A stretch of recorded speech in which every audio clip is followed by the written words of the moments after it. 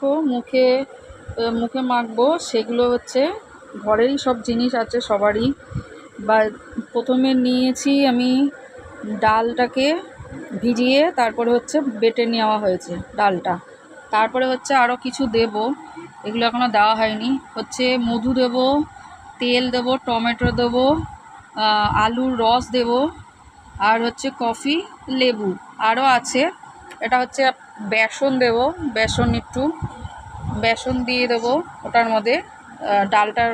ডালটা বেটেছি সেটার মধ্যে বেসন দিয়ে দেবো।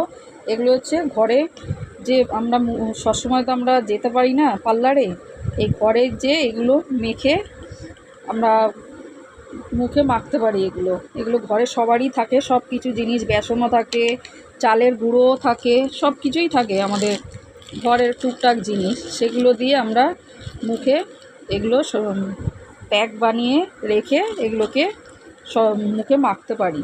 এটা হচ্ছে চালের গুঁড়ো, প্রথমে দিলাম বেসন, তারপরে হচ্ছে চালের গুঁড়ো, আর দেবো আলুর রস। এখন এগুলো গেটারে করা হয়নি, এগুলো গেটারে ঘষে তারপরে রসগুলো দেব।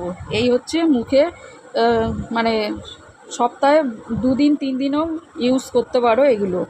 সবসময় তো আমরা পার্লারে যেতে পারি না, এগুলো ঘরোয়া টোটকা আছে, এগুলো ঘরোয়া জিনিস থাকে, ইউজ করতে পারো এগুলো। সপ্তাহে 2 দিন ইউজ করতে পারো মুখে। এটা মিস করে গেছি। আরেকটা হচ্ছে দই।